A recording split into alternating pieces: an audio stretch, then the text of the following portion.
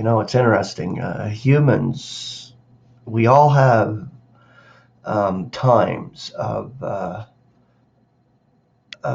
apprehensiveness and anxiety. I watched DCTime and I heard Chris this morning, and I'm just explaining. Each one of us have these times of trial. Um, it's from God as He molds us and makes us and adjusts us. Adjudication now is happening for the body of Christ, for the members of the body of Christ. I believe totally. Our adjudication is now. It's not later. The great white throne will be for the masses of unbelievers. But for us, yeah, we're being adjusted now, and we're being pottered now by the great potter.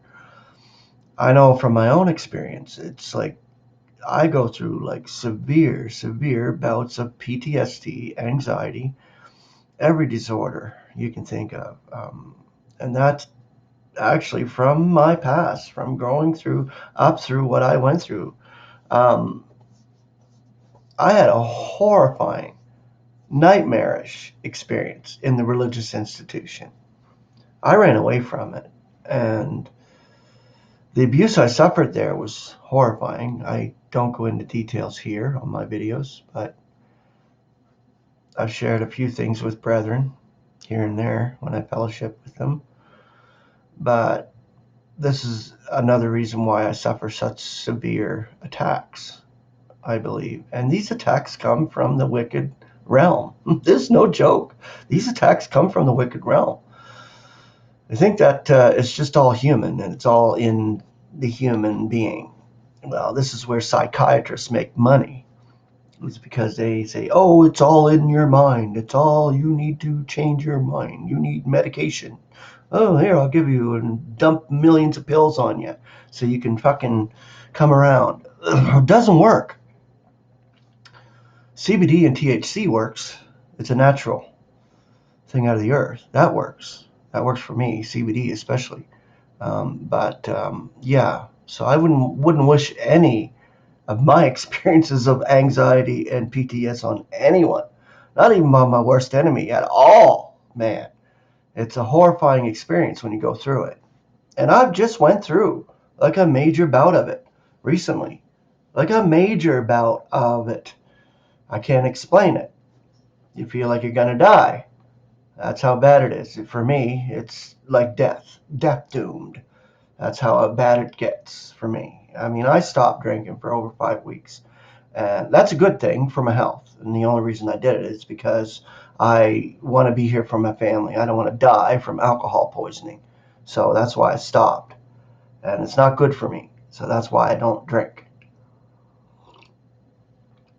So coming through that experience is rough too, because I got to face a lot of the shit inside of my brain and understand that, yeah, God is the potter. God is the one that's adjusting through these experiences. This is what gives me the peace, is knowing that God is operating the all. So that's the reason why I have that little glimmer of peace sometimes you hold on to when you're going through shit. But I don't want to go on about myself too much.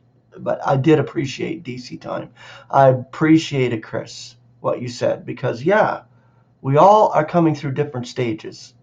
Each member of the body of Christ, that is, right now, especially of believers, being molded and adjusted and adjudicated right now. We don't need to wait for a great white throne. We'll be there adjudicating ourselves, messengers and men. So there you go. We're being prepared for that. I thank God for it. And I thank God for my brethren sharing and doing videos and lifting up the body of Christ. It's lifted me up like amazing. I love him. Also, I wanted to say, well, thank you to Scott Hicko. He wrote a book and he sent it to me. I got it in the mail yesterday and it was just like, wow, that's so awesome. And he wrote a beautiful message in here for me. And I'll read the message. I won't read, he can share the book himself because it's his book. God bless you, Brother Rob. Know that you are an inspiration to me. Thank you. God's grace and peace always, Scott Hicko. And he signed it. So I appreciate that, Scott. Thank you, brother. Okay, so I'm just going to finish this one little part here because I have 5 minutes left. Yeah. Okay, spiritual millennium. Not only is a literal kingdom looked upon as carnal, quote unquote, but the millennium is decried as a most unspiritual idea, which can find only a spiritual fulfillment in the history of the church, which is really meant, of course, is a figurative fulfillment. But the word spiritual is usually preferred, for it stamps believers in a literal millennium as lacking in spiritual discernment. If they are not downright carnal, it is this implication in the word spiritual which makes it such a favorite weapon to destroy faith in the promises of God. I'm reminded of my own experience at the very beginning of my new life. The head of a school of theology wished to have a pamphlet printed showing how unspiritual and carnal the theory of a future literal kingdom is according to the scriptures. He had given the references, but feared that few of his readers would take the trouble to turn them up. So I was asked to put in the full text in each case. As I was very eager to settle this point for myself, I not only supplied the texts, but studied them carefully to see if they proved his position. As a result, I became fully convinced that he was mistaken, judging alone from his own evidence. As I now recall, he misused this word spiritual in the most unspiritual way. And this is what a lot of theological know-it-alls will do. They will spiritualize things away when they can't understand it. And that's the trouble, because it doesn't teach, it doesn't help.